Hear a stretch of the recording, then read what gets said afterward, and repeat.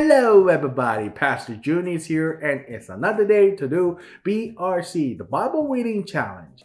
And today we are reading from Genesis chapter 21. Let's read it. Genesis chapter 21, the birth of Isaac. Finally. Now the Lord was gracious to Sarah, as he has said. And the Lord did for Sarah what he had promised.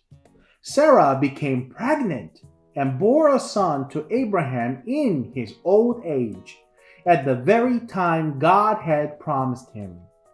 Abraham gave the name Isaac to the son Sarah bore him. When his son Isaac was 8 days old, Abraham circumcised him as God commanded him.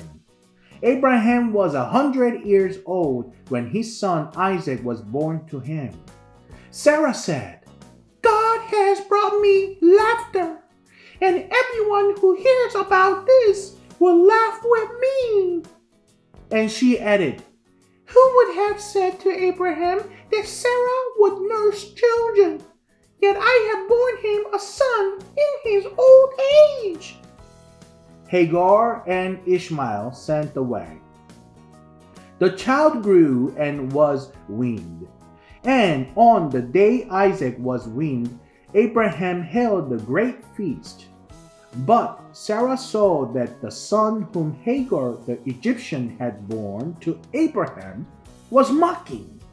And she said to Abraham, "Get rid of that slave woman and her son, for that woman's son will never share in the inheritance with my son Isaac." The matter distressed Abraham greatly because it concerned his son.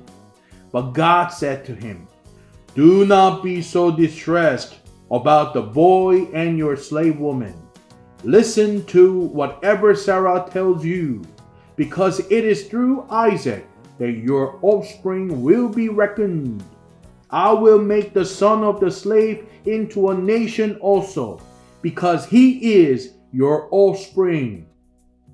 Early the next morning, Abraham took some food and a skin of water and gave them to Hagar. He set them on her shoulders and then sent her off with the boy. She went on her way and wandered in the desert of Beersheba. When the water in the skin was gone, she put the boy under one of the bushes. Then she went off and sat down about a bow shot away. For she thought, "I cannot watch the boy die." And as she sat there, she began to sob. God heard the boy crying.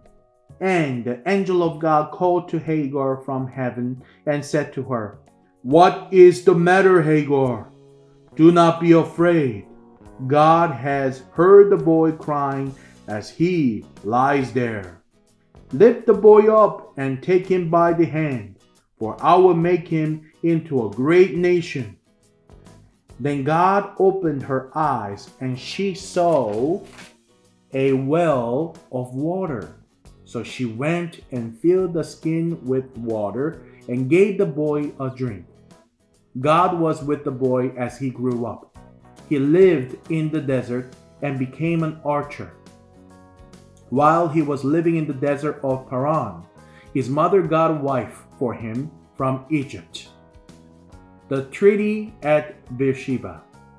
At the time, Abimelech and Phicol, the commander of his forces, said to Abraham, "God is with you in everything you do. Now swear to me here before God that you will not deal forcibly with me or my children or my descendants. Show to me and the country where you now reside as a foreigner the same kindness I have shown to you." Abraham said, "I swear it." Then Abraham complained to Abimelech about a well of water that Abimelech's servants had seized. But Abimelech said, "I don't know who has done this. You did not tell me, and I heard about it only today." So Abraham brought sheep and cattle and gave them to Abimelech. and the two men made a treaty. Abraham set apart 7 ewe lambs from the flock. And Abimelech asked Abraham, "What is the meaning of these 7 ewe lambs you have set apart by themselves?" He replied, "Accept these 7 lambs from my hand as a witness that I dug this well." So that place was called Beersheba, because the two men swore an oath there. After the treaty had been made at Beersheba, Abimelech and Phicol, the commander of his forces, returned to the land of the Philistines. Abraham planted a tamarisk tree in Beersheba, and there he called on the name of the Lord, the eternal God. And Abraham stayed in the land of the Philistines for a long time. Amen, everybody. And that was Genesis chapter 21. You guys did a great job. And I'll see you next time. Bye-bye.